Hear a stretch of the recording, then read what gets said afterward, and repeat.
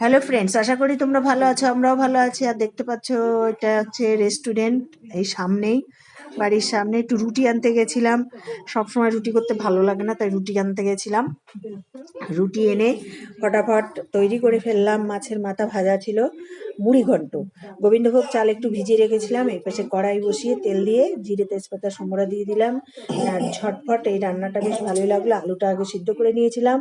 এবার একটু পেঁয়াজ, রসুন, আদা, টমেটো সব বেটে নিয়ে মিক্সির ভিতরে দিয়েছিলাম। এবার তেলের ভিতর দিয়ে দিলাম, একটু বাদাম দিয়ে দিলাম, সব নুন, পরিমাণ মতো নুন, হলুদ সব কিছু দিয়ে, আর গোবিন্দভোগ চালটা ভিজিয়ে দিয়েছি। পরিমাণ মতোই দেবে তোমরা যখন বানাবে। মশলাটা দেখো কষানো হয়ে গেছে। এবার আমি দিয়ে দেবো মাছের মাথাগুলো পাশ থেকে। আর একটু বলেছিলাম যে আলু সিদ্ধ করে রেখেছিলাম, সেই আলুটাও একটু দিয়ে দিলাম, তাহলে খেতেও ভালো লাগবে। আর বাঙালি মানুষ আলু ছাড়া তো চলেই না, জানোই তো তোমরা। আর দেখো, আলুটা দিয়ে এবার কষাবো। কষিয়ে এবার দিয়ে দেবো হচ্ছে মাছের মাথাগুলো ভেঙে। বেশি ভাঙিনি, বেশি ভাঙলে আমার ভালো লাগে না, ঘেটা ঘেটা হয়ে যায়।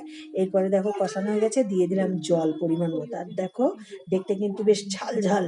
আর এই পাশে মূলো পাতা বেটে নেব শাকটাকে। আর মূলো শাক বাটা কিন্তু খেতে হেভি লাগে। মূলো শাক অনেকে পছন্দ করে না, কিন্তু বাটা করে খেয়ে দেখো, হেভি লাগে। দেখো, এদিকে মুড়ি ঘন্ট কিন্তু অলরেডি রেডি হয়ে গেছে।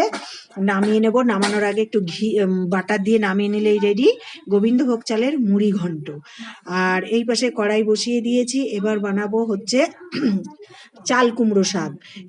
চাল কুমড়ো শাক, কুমড়ো শাক একটু ভাপ দিয়ে রেখেছিলাম। তেলের পরে কালো জিরে সম্বরা দিয়ে কিছু সবজি, গাজর, আলু, টমেটো দিয়েছি। দিয়ে নাড়াচাড়া করে শাকটা ঢেলে দিলাম। আর রান্না করব আজকে কুমড়ো শাকটা হচ্ছে পোস্ত বাটা দিয়ে।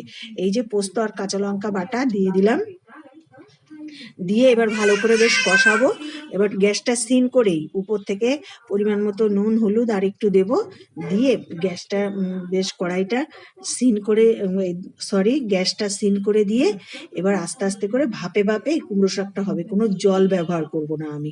আর দেখো কি সুন্দর লাগছে। আর আমার চ্যানেলটা যদি তোমাদের ভালো লাগে, অবশ্যই লাইক করে দিও।